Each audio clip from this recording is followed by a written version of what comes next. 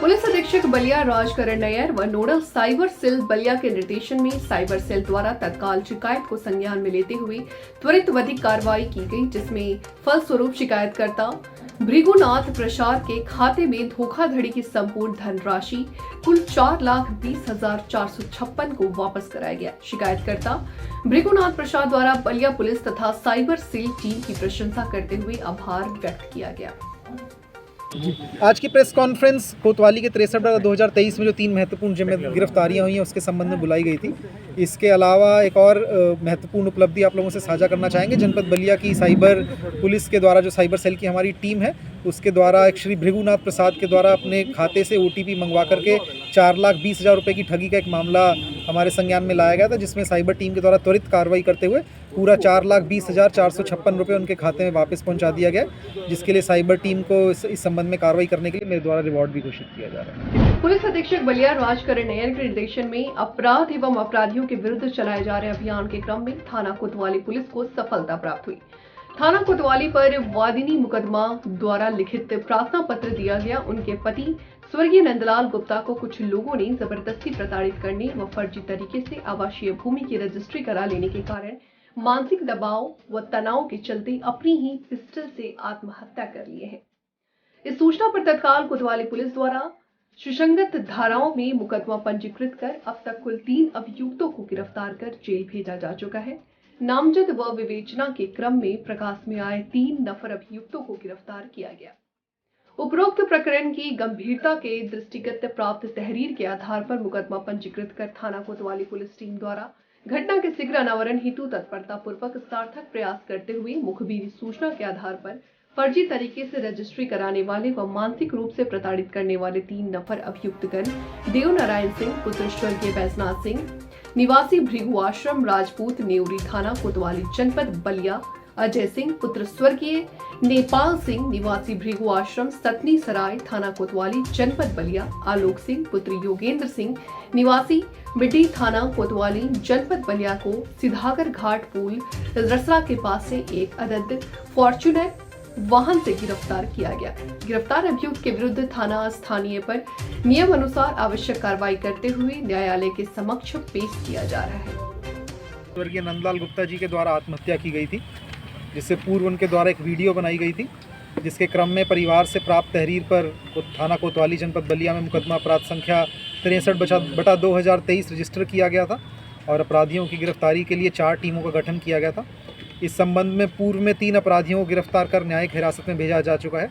इसी क्रम में हमारी एक और टीम को सफलता हासिल हुई है, जिसमें हमने 3 अन्य आरोपी जो कि इस मामले में जिनका नाम काफ़ी बड़े रूप से आ रहा था, जिनमें एक देव नारायण सिंह उर्फ पुन्ना, अजय सिंह उर्फ सिंघाल और आलोक सिंह, इन तीनों को गिरफ्तार किया गया है।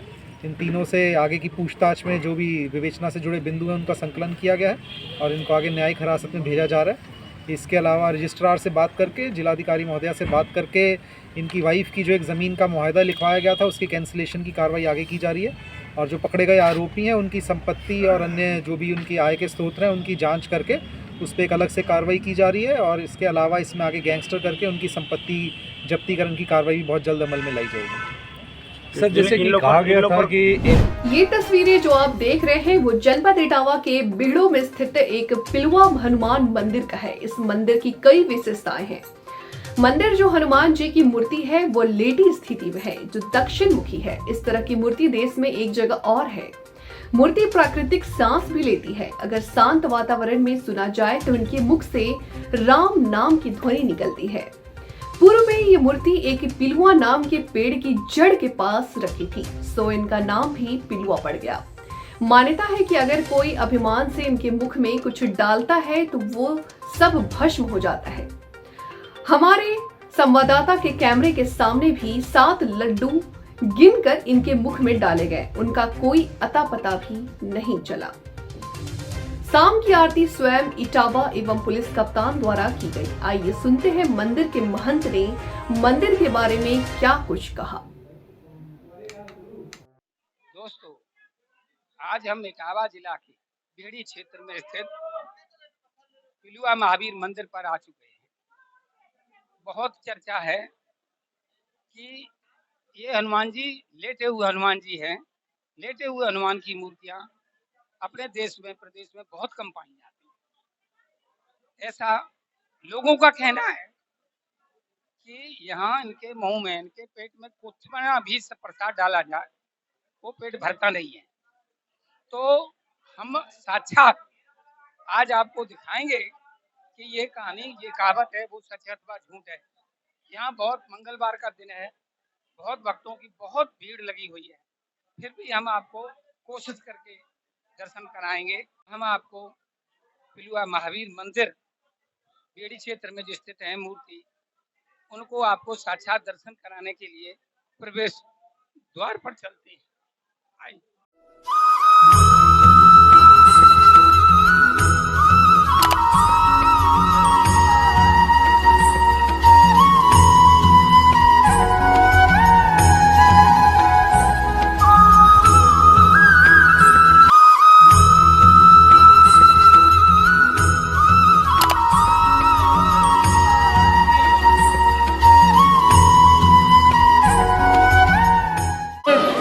रामचरण रत जान राम ही मिलन कैसे हृदय बहुत सकुचान।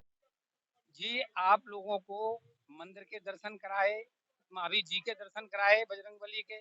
उसके बाद इस मंदिर के महंत श्री हरबंस दास जी हैं, उनसे हम आपको इस मंदिर के बारे में और व्यवस्थाओं के बारे में डिटेल में उन्हें पूछेंगे कि चमत्कारिक मंदिर भी है और इसमें इससे पहले कितने महंत वगैरह हुए। ये दक्षिण मुखी लेटे हुए पिलुआ हनुमान जी का दरबार है।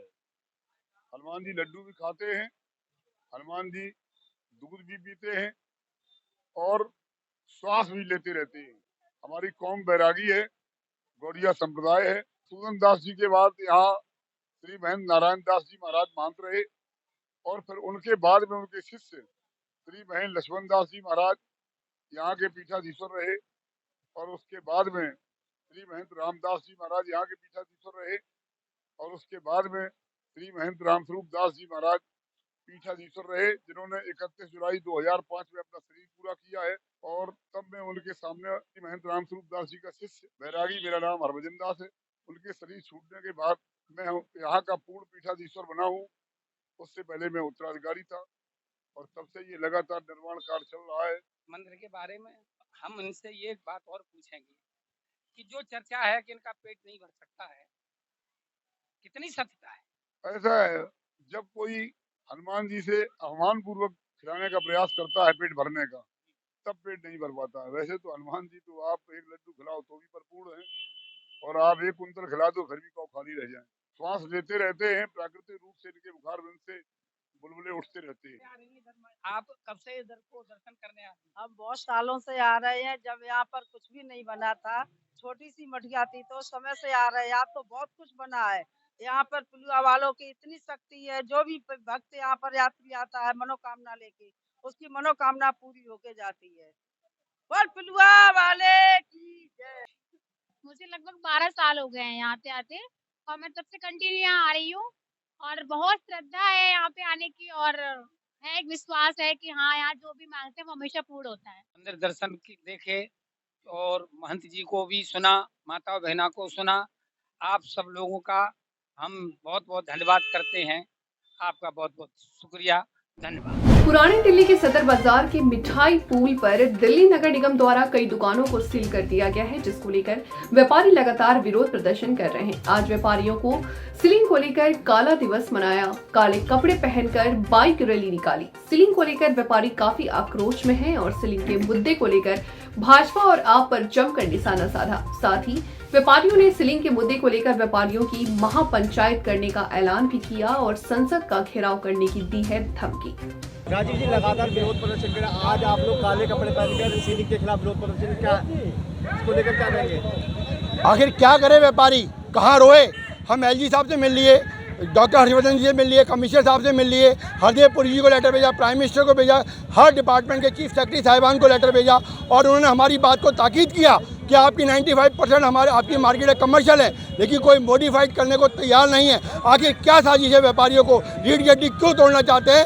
आज व्यापारियों की सुनामी आ चुकी है, रोडों पे आ चुकी है। अब हम जल्दी एक व्यापारिक पंचायत को कॉल करेंगे जिसमें दिल्ली की 600 संस्थाओं के अध्यक्ष महामंत्री शामिल होंगे और ऑल इंडिया की 9 करोड़ संस्थाओं को रिप्रेजेंट करते हुए सभी संस्थाएं यहाँ पर आएंगी और ये सुनामी पार्लियामेंट का घेराव करेगी, एलजी साहब का घेराव करेगी। मुख्यमंत्री अपनी वाणी को याद करें, मुख्यमंत्री अपनी बात को याद करें, मुख्यमंत्री अपने चरित्र को याद करें।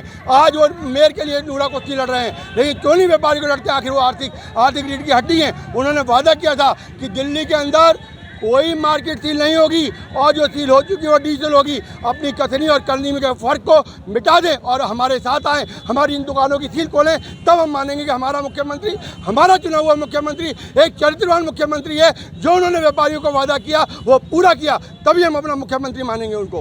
ठीक है। आज सड़कों पर आप लोग उतर चुके हैं, काले घोड़े पहन के काला दिवस मना रहे हैं, कारण क्या है? देखिए, कारण ये है, आज हम एमसीडी के खिलाफ काला दिवस मना रहे हैं क्योंकि व्यापारी बिल्कुल हताश हो चुका है। जिस प्रकार की सीलिंग यहाँ पर की गई है, 1 महीना लगभग होने वाला है, कोई भी हमारी आवाज़ सुनने वाला नहीं है।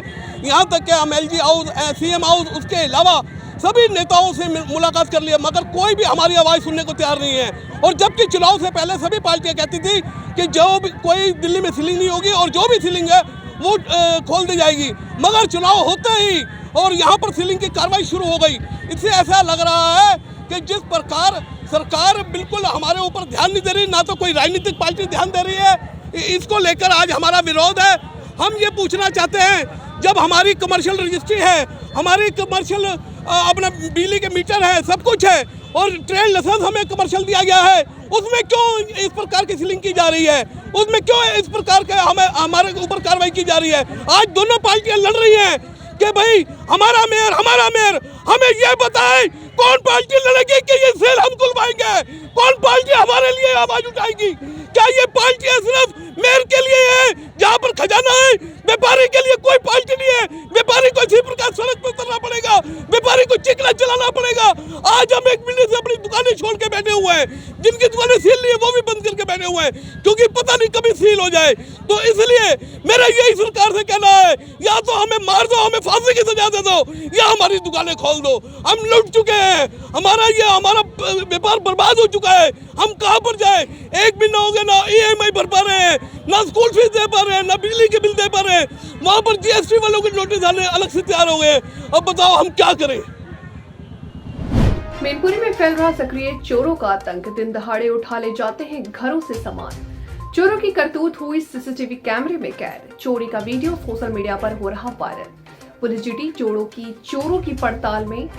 थाना कोतवाली के सिविल लाइन चौकी क्षेत्र का ये मामला। तो एक चोर गैंग सक्रिय है, पुलिस की ओर से क्या कार्रवाई?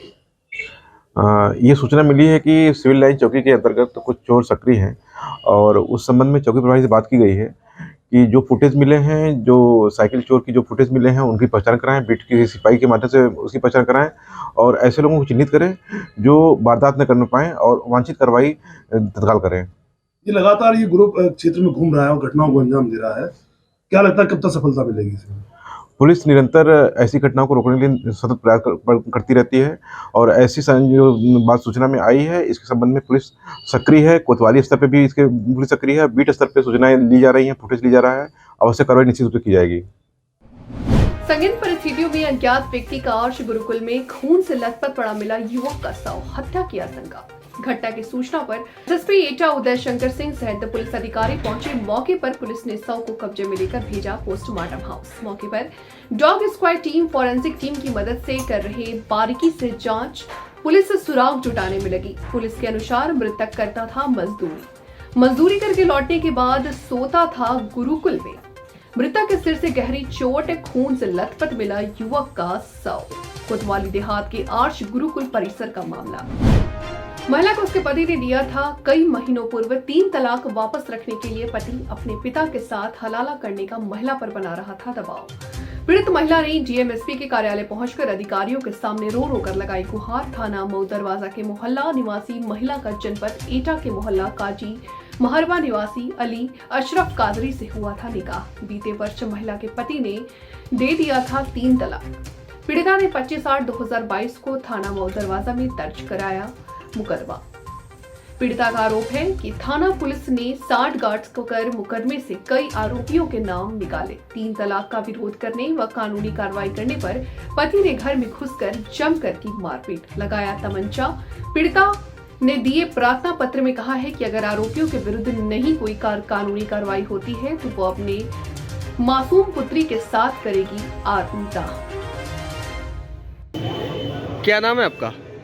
मेरा नाम अच्छी फातिमा है। कहाँ से आई हैं? कलैया मोहल्ला साहबजाद गांव से आई हूँ मैं। थाना कौन सा लगता है? थाना मऊ दरवाजा। अच्छा, क्या मामला है? किस मामले को लेकर आई थी आज? मेरे पति ने मुझे 3 तलाक दे दिया है। वो कहते हैं मेरे पिताजी के साथ हलाला कर तब रखूंगा। मेरे ससुर सईदुल्लाह कादरी जो कि महरेरा कुस्बा जनपद एटा के निवासी हैं, वो कहते हैं कि मेरे साथ हलाला कर तब मैं रखूंगा। मैंने उनका विरोध किया तो उनके साथ आए सारे उनके परिवार के लोग, अली अशरफ कादरी उर्फ शानू, सईदुल्लाह कादरी, रेहाना बेगम, निदा, शोएब जो मेरे देवर हैं, फैजी जो के पेशे से अधिवक्ता हैं वो भी मेरे देवर हैं, मेरे चचिया ससुर मुशीद कादरी, दूसरे चचिया ससुर गुलाम सरबर है, सईदुल्लाह कादरी के भाई, और एक मेरे चचिया ससुर है इजाज मास्टर जो कि वही। ये जो 3 तलाक उन्होंने आपको दिया, क्या मतलब कोई लिखा पढ़ी में दिया, क्या ऐसी जो बोलने वाला हो? बोलकर दिया है। अच्छा, ये तो 3 बार तलाक बोलकर मुझे 3 तलाक देकर गए हैं घर में घुस के। तो संबंधित थाने में आपने शिकायत की थी इसकी? मैंने FIR की थी तो उन्होंने परामर्श केंद्र में भेज दिया। लगातार वहाँ 4 महीने तक तारीखें पड़ती रही। मैं हर तारीख में गई वहाँ पर, मेरी कोई सुनवाई नहीं हुई। उसके बाद मीना जी के आदेश से मेरा मुकदमा तो लिखा गया, लेकिन मुकदमे में सबके मुलजिमों के नाम निकाल दिए पुलिस ने पैसा लेकर। सारे मुलजिम फरार हैं, आज़ाद घूम रहे हैं, मेरी कोई सुनवाई नहीं हो रही है। शादी कब और कहाँ पर हुई थी आपकी? शादी हुई है मेरी 2018 में 24 नवंबर। अच्छा। मारेरा में, कुस्बा जनपद एटा। ये एटा के रहने वाले हैं जो आपके पति हैं? मारेरा शरीफ के रहने वाले हैं। अच्छा। अभी रहते हैं शादी के बाद यहीं? नहीं, वहीं रहते हैं मारेरा में। अच्छा, मुकदमा आपने यहाँ मऊ दरवाजे में दर्ज कराया था? एक तरफ कहते हैं योगी जी बेटी बचाओ बेटी पढ़ाओ, एक तरफ बेटी के साथ घर में घुस के ये हो रहा है, 2 बेटियों के साथ हो रहा है। देखिए, एक तो मेरी जिंदगी खराब की, ऊपर से इस बच्चे की भी जिंदगी खराब की। बताइए मैं कहाँ जाऊँ? क्या चाहती हैं आप प्रशासन से? चाहती हूँ कि जो मुलजिमों के नाम निकाले गए हैं उन मुलजिमों के नाम दोबारा डाले जाएं उसमें, और सबकी गिरफ्तारी की जाए, सबको अरेस्ट किया जाए। बहुत गलत हो रहा है मेरे साथ। एक तरफ कहते हैं बेटी बचाओ बेटी पढ़ाओ, दूसरी तरफ बेटी के साथ घर में घुस के इतना अन्याय हो रहा है। क्या कहना चाहेंगी शासन से, क्या योगी सरकार से क्या कहना चाहेंगी आप? योगी जी, आपसे मैं इतना कहना चाहती हूँ, सिर्फ गिरफ्तारी कराइए, आपके कानून का हम सबको इंसाफ मिलना चाहिए। देश भर के किसानों के बीच खेती किसानी में आधुनिक तकनीक का प्रयोग बढ़ रहा है। इसी के मदद से खेती कई गुना आसान हो गई है, जिससे किसानों की समृद्धि भी बढ़ रही है। युवा किसानों के अलावा सदियों से पारंपरिक खेती करने वाले किसान भी खेती के आधुनिक तरीके को अपनाने लगे हैं। राजस्थान के किसान आधुनिक खेती की तकनीक को अपनाकर खेती किसानी के जरिए नया मुकाम हासिल कर रहे हैं। राजस्थान के आदिवासी अंचल नाहरगढ़ के किसान जुगल किशोर मंगल ने पॉली हाउस में खीरे की खेती कर पारंपरिक फसलों की तुलना में कई गुना अधिक मुनाफा हासिल किया है। किसान जुगल किशोर मंगल ने बताया कि परंपरागत खेती में बढ़ रही है लागत से निजात पाने के लिए उन्होंने खेती में नवाचार करने का इरादा बनाया। इसके लिए उन्होंने कृषि विभाग के अधिकारियों से संपर्क किया तो कृषि विभाग के अधिकारियों ने उन्हें पॉली हाउस के बारे में जानकारी दी। साथ ही सरकार की ओर से दिवाली दी जाने वाली सब्सिडी एवं अन्य सुविधाओं के बारे में अवगत कराया। 2019 में उन्होंने पॉली हाउस बनाया जिसमें उन्होंने खीरे की फसल उगाई। पहले ही साल उन्हें करीबन 3.5 लाख रुपए का मुनाफा हुआ। उसके बाद कोविड-19 के कारण देश और प्रदेश में लॉकडाउन जैसे हालत बन गए। इसकी वजह से पिछले 2 वर्षों से उन्हें काफी संघर्ष करना पड़ा, परंतु उन्होंने हार नहीं मानी। आज एक बार फिर से आदिवासी अंचल का खीरा प्रदेश की राजधानी तक पहुंच रहा है और आर्थिक स्थिति भी मजबूत होती जा रही है। किशोर मंगल, कृषक। मैंने एक पोली हाउस अपने खेत में लगा रखा है 2000 वर्ग मीटर का। छोटे किसान के लिए इससे बहुत लाभ मिलता है। छोटे किसानों को सरकार का लक्ष्य है कि कम कृषि भूमि के द्वारा वह अपनी आय बढ़ाए।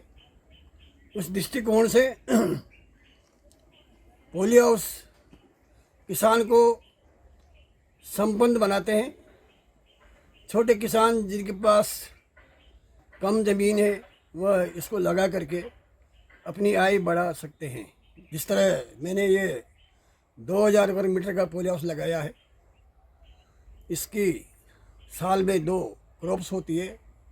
इसमें खीरा लगाया जाता है और खीरे की 2 फसल एक वर्ष में लगभग 50 टन से 60 टन का उत्पादन इसका होता है और मार्केट वैल्यू के हिसाब से इसका लगभग 10 लाख से 12 लाख रुपया इसकी आय होती है, जिसमें से 50% करीबन 6 लाख रुपये इसका इन्वेस्टमेंट खर्च हो जाता है और एक साल में लगभग 5 लाख के लगभग इसकी किसान को आय, शुद्ध आय हो जाती है। इस तरह देखा जाए तो एक छोटे किसान के लिए एक बहुत अच्छा माध्यम है इनकम का। और